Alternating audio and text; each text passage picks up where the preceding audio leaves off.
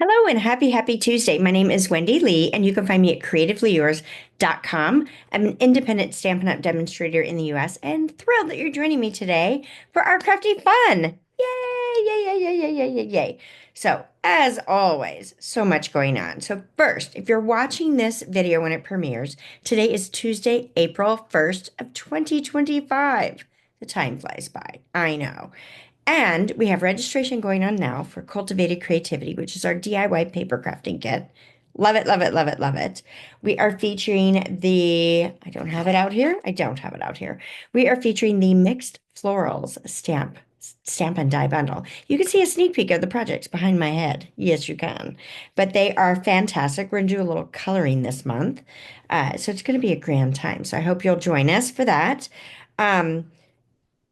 Demonstrator pre-order is going on for the new annual catalog, and we've got some online exclusives releasing in May as well. So you could join my Diamonds team today and add brand new products to your starter kit or some items that are getting ready to leave.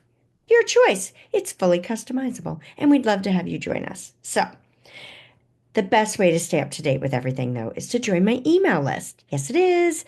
I gift a free tutorial bundle every single month to my email subscribers as a little thank you, and it's jam-packed full of great projects that are easy to make with your crafty stash. Yes, yes, yes, yes, yes. Best ever, right? All right, let's go ahead and switch the camera over and get to today's crafty fun, shall we? Okay, so for today's project, we're going to be using the amazing Textured Note Stamp and Die Bundle. Love this one. You're not going to find this in our catalogs. You're going to find this in our online exclusives. And one of the things I love about this is all the texture, right? Like, you got the texture in the stamp because it's a distinctive stamp. And then you've got all this great texture in all these rectangle dies, which are fantastic. This, I think, is a wonderful stamp set to use for all genders, right? So sometimes we struggle with the cards for the guys in our lives. So I think this is a really good one to use for that. Now, the project we're making today was actually inspired by a swap I got at Onstage. So this is the project I got. And this was from my friend Karina Chin, who is in Canada. So if you are looking for a demonstrator in Canada, I highly recommend Karina. And what we're going to do is this version. So I am taking the paper that coordinates with this product suite. I think it's called Woven Textures. Yes, Woven Textures. And we're just going to pull in some of all that goodness. And then I've also pulled in a fun new ribbon that is headed our way in the new 2025-2026 annual catalog that demonstrators can pre-order now. So if you can't wait to get your hands on that, this is a great time to come join my Diamonds team, right? All right, so let's go ahead and get started with our project today. All right, so I'm going to start with a 8.5 by 5.5 piece of pecan pie cardstock. Now, I've scored this in the center at 4 1/4, and we're going to give this a good crease with our bone folder. All right, now I'm going to go ahead and do the inside of my card first. Why not? So I'm going to pull in a piece of 3 3/4 by 5-inch Very Vanilla. Now, the complete supply list and cut dimensions are already posted on my blog. You can find it at creativeleeyours.com. So if you want to go ahead and check that out, you are welcome to. And I'm just going to ink up this lovely leafy image. And I'm doing this in Misty Moonlight ink. Beautiful, right? I love bringing in that touch of blue. Now, we're going to bring in Early Espresso, and I'm making this a thank you card. So I'm going to bring in my Early Espresso and then stamp this thank you sentiment up towards the top. Now, I like to stamp and then adhere my layers in place if at all possible. So if I mess it up, I get 2 trays, right? You get to flip it over, try again. Okay, now let's go ahead and adhere this to the inside of our project. Now, I noticed I got a little bit of ink on my glass mat, so hopefully I did not make a big mess on my project already. Hate it when that happens, right? You got to keep the chamois handy. All right, so I am going to, whoops, try again. It wanted to stick. I love that our adhesive is so sticky. But when you mess up, it makes it a little harder to correct. All right, so we've got our layer on the inside, which I think is fantastic. Now let's work on the front here. So I've got a piece of crumb cake cardstock. This also is 3 3/4 by 5 inches. So it's the same as the layer that we used on the inside. I'm going to bring in my paper trimmer. And let's go ahead and mark this edge at 1 7/8 of an inch. So I'm marking here. And I'll put a little pencil mark. That's just going to be my guide. Now I'm going to angle this so my point is in the cutting channel. And my little tick mark is in the cutting channel. Now, I do not want to cut this, so let's move our cutting blade out of the way, and let's bring in our scoring blade, which is our light gray blade, right? And then we're going to score this. Now, when you're scoring, don't go, or cutting, either one, don't go right into that corner. You want to go ahead and score it on a flat end and then work your way out to the corner. Now, you can come back and forth inside as you work on it. That will work okay. That's fine. So we're just going to fold that down, and we'll work on this a little bit more in a minute. Now, I also want to take my designer series paper, and I'm actually going to take 2 pieces. I'm going to make 2 different cards. So it's the same print front and back, but the way I'm going to cut this, it is going to give me a piece that I won't be able to use without flipping it over. And I didn't want to mix my prints, right? You can mix your prints, but I didn't want to. Right? So this is how we're going to resolve this. I'm going to come in here and I am going to measure. Let's go ahead and measure down. I'm going to do this backwards of what I did before. We'll see if it works out. It might not. So I'm going to put my tick mark. Now this time I'm measuring 1 3/4 versus 1 7/8. I've got my 2 pieces layered together. You could do these individually. You don't have to do them layered together, but I thought might as well just layer them together. It won't hurt anything. Okay, so I don't want to cut into the point. I want to cut going into the flat end, which is where my blade is, so it's good. And then I can just cut those apart. Nice. So now I've got my 2 layers, and then I'll show you this so that it makes a little bit of sense here. Okay, so you're going to see that what I cut off the top here is this one and this one, right? But when I go to lay this down on my layer and then I fold this down, I would have to flip my designer paper to the other side, which is fine. It's very, very pretty, but I wanted the same print on both. So I'm swapping out my upper corners so that I can put this flap with this one and that flap with that one. Make sense? I hope it does. I hope so. I do. All right, let me grab my silicone craft sheet because this is handy dandy when we're doing things like this. And I am going to bring in my Stampin' seal. And I love the silicone craft sheet because I can run my tape runner all the way out to that point and get adhesive everywhere I want to without it sticking all over the place. All right, so I am going to eyeball this on the 3 sides towards the bottom. So left, right, and bottom. And it's okay if I have a little more or less space up here on the top. That's fine. I'm not worried about that at all. Now I want to go ahead and adhere this on the flap. So let's go ahead and run our tape on that as well. Let's scooch up so you guys can see the video, right? And again, I can run my tape all the way to that point.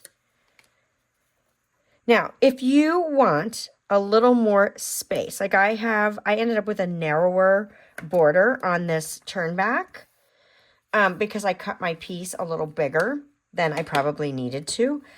But you could either cut it a little bit shorter, or you could scooch this up and have it overhang and then trim off what you don't need, or even have it just sit up higher. It's fine as well. So I don't know if I said the designer paper was 3.5 by 4 3/4. All right, let's move this out of the way. I'm going to give this a good crease with my bone folder. And let's take, let's put a Stampin' Dimensional underneath this flap, just to kind of hold it in place for us. Good deal. And then I'm going to grab my tear-in tape because I want to make a pocket with this. So we're going to grab the tear-in tape and lay that down along the edge here. And I'm going to go off a little bit. It's okay. And then we're going to do the same thing on this side. And again, I'm trying to stay close to the edge. Tear that off. And then along the bottom here. Okay, so that is going to be nice and secure. Let's run our bone folder on that. Make sure we've got a great adherence to our cardstock. So this is a pressure sensitive tape, right? Makes the backing paper much easier to pick off. Okay. So now let's take our take your pick and have it help us out here. We'll take this backing paper off, and I'm going to just take that little end and fold that adhesive back. You could clip it off if you wanted to, but I don't think it hurts to have that extra little smidge of adhesive on that corner. All right, so we've got all those off. Let's just double check this and fold that one back as well. Nice. And then we are ready to add our pocket to the front. Okay, make sure I'm not upside down. Who else has done that besides me? I have many a time. All right. Now, tear and tape is some sticky stuff, and so it's not very forgiving if you need to reposition. Once it's down, it's kind of down. You can get it off, not easily though. All right, so we've got our tear and tape, and then now I like to push my bone folder down inside that pocket and just kind of give those layers a little bit of a lift, right? Makes it a little bit easier to work with. So now I've got another one of the prints in the pack. This is one of my favorites, actually. And this is cut 3 3/4 by 1 1/2. It actually is some strips of leftover that I had from something else that I created. And you definitely don't want to throw those away. This is a great way to use some of those little leftover strips. All right, perfect. Now let's work on our sentiment. So I just grabbed a scrap piece of Very Vanilla from my bin of scraps, and I'm going to bring in my early espresso ink pad again. And we are going to stamp a little note of appreciation. And we'll just stamp that right there. Nice. I like it. I hope you're liking it so far. And let's grab our dies. So we're grabbing this smallest rectangle here, and we're going to die cut out our sentiment. So there we have it. Now I'm going to pop this up on the card front with some dimensionals. So let's pull those back in. So this is a fast, easy one, really. But it's got a big wow to it, I think. Just with all the texture and neutral colors. All right, now you guys know I like to cross my layers, so I'm going to have it come over a smidge, but, you know, stay inside of the outer edge. And I've got it up just a smidge versus centered. I think that adds a little extra interest here. Okay, now for my insert, my little tag insert, I don't know what I was thinking, but I actually already die cut and stamped it. What was I thinking? So I have used the 3rd largest rectangle in these fantastic dies, and then I stamped that leafy image again in Misty Moonlight right on the bottom of the tag. So you didn't really miss anything. Now to add a hole here, there's 2 different ways you could go about this. I pulled out my perennial postage dies, and we've got this fantastic die here that you can use to cut a hole if you don't have a hole punch, or you can get a hole punch. So I have an 1/8 inch handheld punch. We don't sell this at Stampin' Up, but you can find it in my favorite things on my Amazon shop if you don't have one and need one. So I just punched my little hole. Now, I did also use these dies, and I wanted to cut out this little reinforcement here.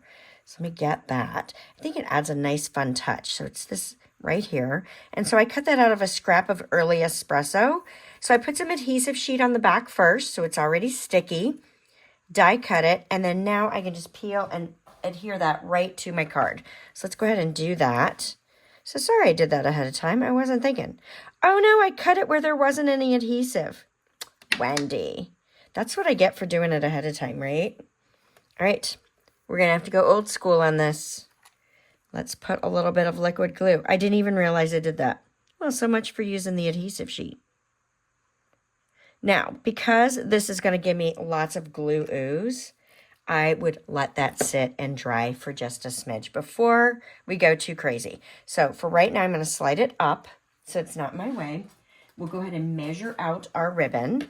So I want about 6 inches of my ribbon. I'm going to use my little grid here as a guide and trim off about 6 inches here. It can be longer, it can be shorter. It's really entirely up to you. But isn't this a great ribbon? So I will be doing ribbon and paper shares again with our annual catalog, but that doesn't happen until May. Oh, May. Granted, registration will open up late April for those if you are interested in participating. Let's see, can we do this? Let's see if I can get my tag. And let's see if I can use this to kind of help me not get so much glue ooze. We'll see. My trust is low. All right, so we've got that in there. Now, let's see. Do I have my thread flosser? Floss threader? All right, so I've got my floss threader here. So if you never had braces, you might not know what these are. But these were used to help clean out your braces when you're younger, right? I like to use it to help me thread ribbon. So what I'm going to do is I'm going to slide it through the hole because that's nice and easy. And I've got this loop. I'm just going to fold this ribbon in half and push that up in that loop and kind of give it a little tug. See what I've got going on? And then I'm going to pull that loop to the front. I'm just trying to be careful that I don't rip anything. And so that pulls it through. It makes it so much easier to thread your ribbon through when you're making tags. So let me pull this up a little bit. I'm going to take these two legs, open up that loop a little bit, and slide those right through. Hopefully you can see what I'm doing there. And then I'm going to just kind of wiggle and pull this a little bit tighter as I get to the front. How great. I love it. So kind of a really fun tag. You could layer this up if you wanted it a little sturdier. Since I'm just using plain vanilla cardstock, it's not super thick, but it would be a great way to add a little extra note. You could add a gift card to that if you wanted to, which I think would be super sweet. All right, let's finish this off with a little bit of bling. Gotta have some bling-a-bling, right? Okay, so I'm bringing in the adhesive back textured dots. Now, I have made a mess with mine.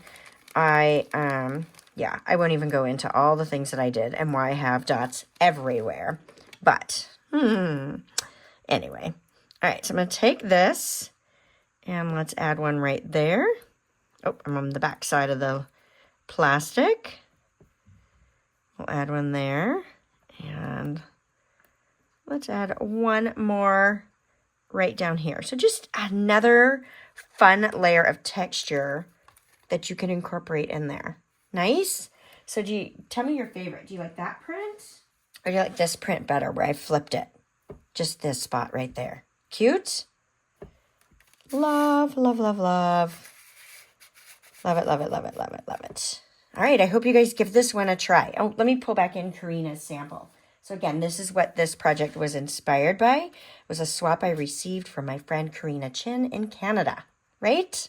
Lovely, lovely, lovely. So you can mix and match all kinds of products that you've got on hand to recreate this one. So if you're enjoying the projects that I'm sharing with you on Tuesdays, be sure to give me a thumbs up, helps my channel. And I'd love for you to invite your crafty friends to come join us. Yes, we craft every Tuesday at 12:30 Eastern. Can't wait to see you again next week. All right, thanks so much and bye for now.